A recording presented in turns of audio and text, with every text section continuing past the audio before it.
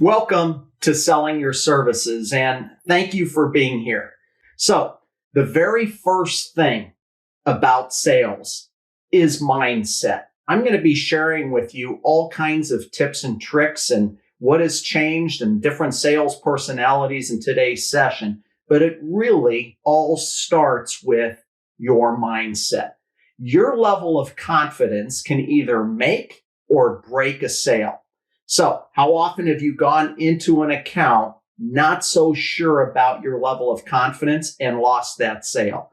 So the very first easy trick is you've got to get into the right mindset. In the chat box, if you would go ahead and share with the rest of the group, what is your pump up song that you like to use before a sales call? Because getting that confidence up to the high level is extremely important. 3 years ago, I was working for the world's largest winery, a $5 billion company. I spent 20 years of my career on the street selling, made over 20,000 sales calls. The reason I tell you that is I moved from corporate to similar to what you were doing into owning my own company. I today am a small business owner, and I'm taking all of the learnings from 30 years of working for a large company and applying them in my day-to-day sales and activity and trying to build my own business as a small business owner. The reason I tell you that is that I'm hoping that you will see you are going to get the best of the best. You're going to get 30 years of experience on selling and how to teach it. I put over 100,000 people through sales training on a global basis. And everything I share with you, I am currently having to use myself. And so as we go through and I start to share with you some of the values of selling in today's world, I hope you understand that everything that I'm sharing with you, I am currently using myself. So let's talk about selling your services. This session really could be called, it's not what you sell, it's how you sell. Let me repeat that. It's not what you sell, it's how you sell. So let me ask you, how are you currently selling? I'd like you to take a look at the slide and you'll see two pictures. The first picture is a fax machine. And I want you to ask yourself, how many of you today in your offices are still using a fax machine? The second picture is an old school map. It's a paper map. And as you're driving from one point to the next, how many of you are pulling out a paper map from your glove compartment and trying to figure out where to go? Now, I ask those questions because I think the answer is fairly simple. Most of us have moved on from the traditional fax machine and we're using new technology, and most of us probably have some form of GPS, whether it's in our car or on our phone that we're using from a technological standpoint. Now, why do I bring that up? How many of you have actually changed how you sell? See, the world has moved on, but when it comes to selling, most of us continue to sell the old-fashioned way. I'm here today to share with you some statistics and some facts, and then I'm going to also give you some tips of how selling has changed and how you must change with the times in order to be successful and generate more revenue and more profit. Question you're probably asking yourself is, how am I selling? Well, there's a quick exercise I'll run with you that I do with a lot of my classes. Here is a Diet Coke. I want to go ahead and grab this Diet Coke. I'm going to hand it over to you. As you grab this Diet Coke, I want you to spend some time thinking about, if you had to sell me the Diet Coke, how would you do it? Go ahead. Sell me a Diet Coke. Now, because we're in virtual, I won't actually make you do that, but I'll share with you how many of the students in my classes would most likely sell me a Diet Coke. It would go something like this. Frank, I want you to take a look at this Diet Coke. First of all, look at the bottle shape. It is absolutely beautiful. And the liquid inside this bottle is so refreshing and it tastes so good that you should probably need to drink a Diet Coke. You should buy this Diet Coke right now because it is fantastic. And by the way, there's no sugar in this Diet Coke. If this sounds somewhat like what you would have created on the service or product of selling me a Diet Coke, or if this sounds like something you would do with your product, you are selling old school. You see, what I would tell my students at this point is you spent so much time focusing on your product and what you want to sell, you did not spend any time focusing on me as the customer. From a customer standpoint, as you're trying to sell me the Diet Coke, what you don't know is that I'm highly allergic to aspartame, and you've probably just killed me by selling me this Diet Coke. Now, what should you have done? One of those things is what I call discovery, asking questions, and we'll get into that in a few minutes. But if you sold old school, this is a good time for you to start to pay attention. Let me share with you some of the things that we are going to cover today. So today, I'll be covering 3 key topics with you. The first topic is called There's a New Sheriff in Town, and I'll be focusing on the power shift between seller and buyer. The second topic is all about relationships and is relationship selling dead? And it's based off of a survey and a study done by how the top 10% of successful salespeople are selling today. The third and most important that I'll be sharing with you is called How to Grow Your Business 20%, in which I'll share with you the 5 most important things that you should be thinking about and implementing as it relates to sales in today's world. So let's take a look at topic number 1. There's a new sheriff in town. What is that all about? Well, if we're going to change how we sell, we must adjust our sales techniques to how our buyers are currently buying. Let's take a look at what that means. The buying process has moved from what I like to call information asymmetry, which is the seller has always had more information than the buyer, to information parity, meaning seller beware, because your buyer today, through technology and information flow, has the ability to gain access to what your services are all about. So it goes back to the Diet Coke concept. If you're selling on features to benefits and your buyer already has that information, you are not adding value. So when we take a look at what our buyers are telling us, there are really 3 key components that we must be aware of. The first one is what I call the Google effect. If your buyer has the ability to Google your products or services and gain information, which today they do, anything you're selling of value has to be above and beyond what they can get from an information standpoint on their own. Number 2, your buyer will continue to meet with you. Why? Because it becomes a lowest price scenario.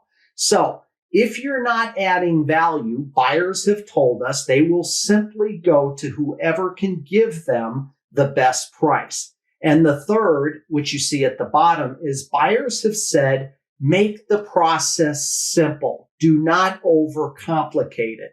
In today's world, there is so much data flow and so much information overload that part of your value proposition is how do you simplify the buying process for your buyer. So there's a new sheriff in town really boils down to the fact that because of information flow and technology, you must deliver greater value beyond just your product and services or an understanding of the features, the benefits of your product and services to your customer. Your customers are basically saying, I will buy from those that drive more value and understand my business better. So with that, we transition into topic number 2. If you're going to change your selling style, what selling style are you currently using? CEB, a consulting firm, did a study of over 50,000 salespeople, and they wanted to know how are the top 10% selling and what sales personality do they have. Now, sales personalities are directly related to the actions of how you sell. So let's dive into the 5 different sales personalities. All right, sales personality number 1 is fairly self-explanatory. It's called the hard worker. It's the person that gets there first and does everything that they need to do in order to get the job done, just as it says, the hard worker. The second sales personality is the one that we've probably been programmed to drive the most. It's called the relationship builder. And most of you probably would agree that sales is all about relationships, and we'll do anything to build that relationship to make the sale. The third sales personality type is called the problem solver, and it is exactly based on what the title says. It's the person that dives deep into the customer's issues and is willing to find a way to solve the problem. This person is usually very analytical. The fourth is called the lone wolf. This is an interesting one. It's usually the person in the organization that does things slightly different.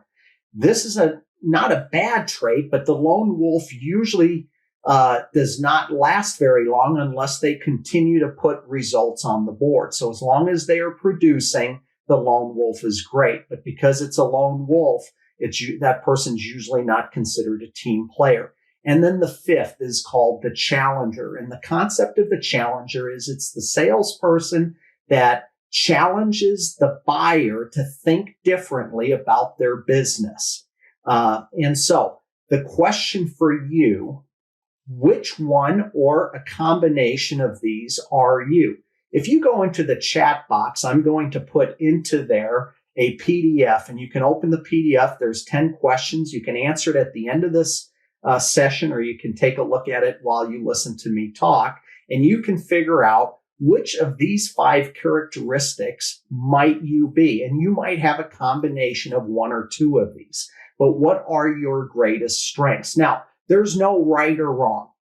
The key to this is which of these characteristics drive the greatest results. So as we take a look at that, let me share with you the results of the survey. There is one clear winner and there's one clear loser. Now, all of us have always been told to sell based on relationships. Interestingly enough, when we take a look at the data, the relationship sales personality performs at the lowest compared to the highest, which is the challenger sale. It is almost a 4 to 5 times ratio of result driven. So if you're a relationship builder, that's fantastic. I'm not telling you not to build relationships, but what the buyers are telling us is that it's very simple. They want you to challenge the status quo of their business and give them information how your products and services directly align with making their business better. Now, will you build a relationship by doing that? Absolutely. But your priority should be on challenging the business versus focusing on relationship first. Now you know topic number 1. There's a new sheriff in town. Your buyer has more information than they've ever had. So you must add value in a different way with your value proposition than you've ever done before. You also know in topic number 2 that based on the research CEB did, you have to sell in the style of a challenger sale to increase 5x what you would normally have done just as a relationship seller. So now it leads us to topic number 3. How do you increase your business by 20%? And I'm here to share some tips and tricks with you on how some of my customers have increased their sales by 20% by implementing some of these new skills. Before I do that, I'll tell you a quick short story based on the things that I've just shared with you. I recently had the opportunity to go and buy a new car, and I went to 4 different dealerships. The thing is, it wasn't just me that went to the 4 dealerships. I took my 16-year-old daughter and I took my father-in-law. So it was all 3 of us going to 4 dealerships. At each dealership, the salesperson walked up to me and started to share with me the qualities, the features, and the benefits of the car that they wanted to try to sell me. And as a good customer, I listened and then moved on to the next dealership. So why do I tell you this? Well, I ended up not buying a car from any of them. Why? Because they did not spend the time understanding what I wanted. Here's the thing. The car wasn't even for me. My daughter had just turned 16 and my father-in-law had offered to purchase a car for his grandchild. So that's why all 3 of us were there. Now, had the salesperson asked some basic fundamental questions in the discovery process, the salesperson would have learned the following. Number 1, the car was not for me. The car was for my daughter. So what does my daughter value in a car? What he would have learned is that my daughter wanted a white car with partial leather interior and a great sound system. Number 2, had the salesperson asked some questions, the salesperson would have realized that my father-in-law was responsible or had offered to make the payment of the car. He was actually the person that was buying the car. And so why is that important? Well, there were 2 key values that my father-in-law was looking for in the car. Number 1, did it fit within the budget? And number 2, the safety ratings. He wanted to make sure that my daughter was in a car that had an extremely high safety rating. Now, had the person asked me what I value in a car, the salesperson would have learned very quickly that I would be responsible for paying for the insurance and the gasoline, and I would want to know exactly how many miles per gallon. Should I buy a hybrid or should I buy a gas car? So all 3 of us had entirely different values. By doing discovery and asking the right questions, and 80% of the time spent should be in the discovery process, not on features, the benefits of selling the car. That comes later. In the discovery process, that salesperson would have been able to narrow down the product line that they represent and walk us over to exactly the car that fits all 3 of our qualifications as we value the things that we want in an automobile. As you can see, that generally does not happen. So let's take a look at the very first key learning. It's called discovery. The discovery process is all about defining the hurt or the problem that your customer might have that your product or service could solve for. Now, that seems fairly simple, but here's the thing. Most salespeople never spend time doing discovery. I'd like you to think about your top customer. And if I asked you to take 60 seconds and write down everything you know about your top customer, both from a personal and a business standpoint, how big of a sheet of written down information would you actually have? Where did your customer go on vacation last? How many kids do they have? Are they married? What type of pets do they have? When is their birthday? Those are all personal questions. If you're spending time with your customer, what do they do for hobbies? What do they do when they're not working? Business questions. How do they make their decisions? What is most important to them in finding a business that can help them? What are the biggest challenges that they are currently experiencing as part of their business? These are all discovery questions that lead to your customer's hurt or problem that your product and service could possibly solve for. Now, I use a concept called the interview method. It's general question, motive question, value question. So there's 3 questions that you can ask in a funnel approach before you then move on to the next topic. So a general question might be, where are you from? The answer would be, I'm from Seattle. A motive question would be, well, tell me, how long have you lived in Seattle and what brought you to Seattle? They would then give me the answer. A value question would be, do you have family in Seattle? So general, motive, value. And then I'm going to switch over and do it again. General question would be, so how long have you been in the type of business you're currently in? They might answer, for the last 10 years. What are the biggest challenges you find within your business? Motive question. Value question would be, would it be helpful for you if somebody had a solution to make that simpler? So again, general, motive, value. You should be asking 10 to 15 questions before you even begin to talk about your product. Define the hurt of your customer first before you start to go to step number 2, which is coming up with the solution. So now that you've completed the discovery, you should have learned a few things about your customer. The second step, or the second tip that I'll share with you, is taking the things that you have learned, and before you start talking about the solution, you need to create alignment or the hurt self-discovery by your customer. What do I mean by that? Well, let's go back to the discovery process, step number 1, and let me give you an example. If you have a small business and you're a cleaning service, a home cleaning service, and you're talking to your customer, in the discovery process, you might have learned that the family that you're talking to has 3 kids, 2 dogs. 80% of the time that they spend in the home is on the main floor.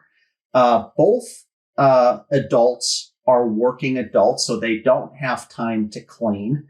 They would like to start the week fresh on Monday with a clean home, but they can't find anybody to clean their home on Sunday. All of that would be part of the discovery hurt process. Before we go into the rescue with our product or service, we need to now, in step number 2, create alignment. And so alignment is really summarizing the situation by simply saying, so let me summarize what I think you're telling me. You're telling me that you would really like to start the week with a clean home on Monday, but are having a hard time finding somebody to clean your house on Sunday. Most of the work is on the main floor because that's where you and your family and your pets are spending most of the time. By creating the summary statement, you are allowing them to buy into the hurt that now needs to be solved with your product or services. So step number 2 is creating alignment so that you can come with the rescue in step number 3. You've been waiting for. This is where usually you would start to sell. Here's the thing. Since you've created the hurt and your product and service provides a rescue, we don't need to sell. What we want to do now is educate on how our product and service will help our customers based on the hurt that we've discovered. We've aligned that hurt with our customer and they've agreed that it needs to be solved. So here's how I would do it. Let me give you an example. Let's go back to the cleaning service where we've identified and aligned what the hurt is.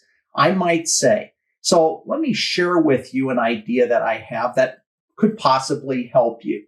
First of all, I have a crew of 4 people that could work on Sundays. And if I understood it correctly, because you've got a fairly large family, it would be good if our crew can get in and out on a Sunday within 2 hours. Not only that, but within the 2 hours, we have the ability to do a deep clean as well as a general pickup. Our deep clean would include removal of hair, specifically from dogs. Now, we can get all of that done in a matter of just 2 hours on a Sunday so that on Monday, you're starting the week fresh. So what I've just done is I've educated the customer on a couple of different key items. All of the items I've talked about are solutions to the hurt that I've identified in step 1 and aligned in step 2. So step number 3, stop selling, start educating on how your product or services create a solution to the hurt that you've just identified. Tip number 4 revolves around the fact that our world has changed. The pandemic has driven us into our homes, which means our sales process has also had to be adjusted for virtual selling. So tip number 4, you must have a virtual sales process. Looking into the future, it will become a blended process. There will be in-person selling, but because of the last 18 months, your teams will spend a lot of their time doing virtual sales. And virtual sales are different than in-person selling. A couple of examples. Zoom went from 10 million users to 300 million users in 6 months. The average person today is spending 27 and a half hours on virtual Zoom type calls. So how does this affect your selling process? Let me give you 2 key learnings that I've shared with thousands of my students as they've started to transition from in-person to virtual, and hopefully we'll go back to in-person. So tip number 1, we all need to drive leads to prospects to customers. How do you do that using virtual? It becomes a numbers game. I use a concept called phone first. When I ask many of my clients, how are they driving new customers or their leads to prospects, I get answers that they're spending a lot of time sending emails. So if you think about, if you took a look at your inbox right now and your outbox, how much of your time is spending sending emails to prospects or leads to try to get them to give you an appointment? It's time to go back to old school. Phone first philosophy is the hardest thing for salespeople to get back through their minds because they have been so pre-trained on solicitation being bad. The bottom line is phone first philosophy is a numbers game. If you're sending an email versus using the phone, picking up the phone and calling your customers, you are taking the power and giving it to your customer. And now you get to wait 24 hours, a week, 2 weeks before you might get an answer versus picking up the phone and dialing. Now, when we use phone first philosophy, when you pick up the phone, you must get right to the point. The concept of phone first philosophy is not to make a sale on the call. Phone first philosophy is to generate a meeting that then will be done on a video call. So, number 1, phone first philosophy is about quantity. Pick up the phone and start calling your leads and prospects to set up meetings for a sales call. Do not make the sales call on the phone. We want the sales call to be as close to in-person, video second as possible. When you talk to your client or potential client on the phone with phone first philosophy, you must have a talk track ready to get right to the point. Why are you calling? What value do you bring? And what is it that you want? What is it that you want? You'd like to set up a meeting for a video call. All right. Number 2, I call it video second. The actual sales call is not done on the phone. It's done on video. Why video? Because we want to duplicate the in-person experience as closely as we can. And the best way to do that is using video. Video's philosophy is about quality. Phone was about quantity. Video is about quality. So pick one platform that you will become the expert on. A couple of key tips around video quality.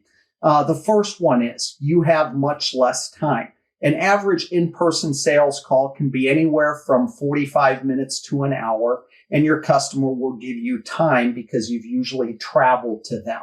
When we're talking about video, you have an opportunity to only give 30 minutes of time, or you're only given 30 minutes of time on a video block. Within that 30 minutes, your presentation time goes down to 9 minutes. Anything over 9 to 10 minutes, starts to become negative and the customer will start to tune you out. Why? Because of video fatigue.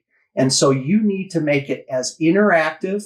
You want to have the camera on. You want to have good sound. Make it as interactive as possible in the sales call. So let's review. Phone first philosophy. Start picking up the phone and calling your customers and have a talk track ready to set up with the objective to set up the sales call using video. Number 2, video. Video is about quality. You have a limited amount of time, so pick one topic, what you're going to talk about, add value, make sure the camera is on, and that you have value that you're driving with the customer on that call. So you must have a blended system moving forward that includes virtual selling using phone first, video second. Tip number 5 is around proposals. Proposals are a part of the negotiations process, which should be a part of your sales process. Now, when we talk about proposals, we are talking about putting value on your product and services. Your customer has agreed to buy. So we're no longer selling. We've transitioned from the selling process where we are trying to convince somebody to purchase our services to the proposal or negotiations process where we are now discussing the value of variables. Interestingly enough, this is where about 8 to 10% of your profit, monetary profit, is left on the table. And so hopefully by changing how you do your proposal, slightly adjusting it, you can recoup 8 to 10% of your profit. Now, how are proposals done today? If you take a look at either your written proposals or your verbal proposals, you are usually just writing it with one option. And so we want to move away from the one option scenario and give our customers 2 to 3 options to choose from. Let me take it out of our world and give you an example. When was the last time you went to a nice dinner with some friends? There's 4 of you sitting at the table. You've had a wonderful meal. And at the end of the meal, the waiter or waitress approaches the table and asks the magic question, would you like dessert? Now, when the waiter or waitress asks that question, they are laying out the proposal. The proposal, 1, yes or no. Would you like the dessert? Has a 50-50 chance of getting either a yes or a no. I personally do not like those odds. So if you look at your proposals, how many of your proposals are similar to the one I just gave you, where there's a 50-50 chance of them saying yes or no? Now, let's rewind the proposal. Let's take a look at the waiter or waitress that comes to the table and instead of asking the question, would you like dessert, actually shows you 3 different desserts on a tray. And on that same tray, they've got 4 or 5 different toppings. And instead of saying, would you like desserts, the waiter or waitress says, let me share with you 3 different desserts that you can choose from with 5 different topics. You see, the dynamic at the table immediately shifts from having a discussion. It's what I call everybody starts to put together what they feel is the best solution for them. So now, if we take that concept and apply it to our proposals using what I call a multiple equal offer, give your customer 3 options based on the variables that you've monetized and based on the discovery you've done. So option number 1 is a full package option. It's got all of the variables included. Option number 2 is a hybrid. It's got components of A, B, and C, and you can start to pick the hybrid. Option number 3 is a buffet menu. Here are all of the things you build it yourself, and I'm going to put pricing against each one of those variables so that you know what the value is. So, tip number 5, proposals. Proposals should not be done where it is one choice. Proposals should have at least 2 to 3 options so that your customer can create a fourth option, which means at that point, you're in the money. Let me quickly summarize some of the key learnings. So what we talked about today was, number one, it's not what you sell, it's how you sell. And within that, we talked about the power shift between seller and buyer. Number two, the top 10% of top salespeople sell or have transitioned from relationship selling to challenging the buyer on the status quo by adding value. And number three, how do you grow your business overall by 20%? I gave you 5 key tips. The first one was 80% of your time should be spent in discovery using the interview questioning technique.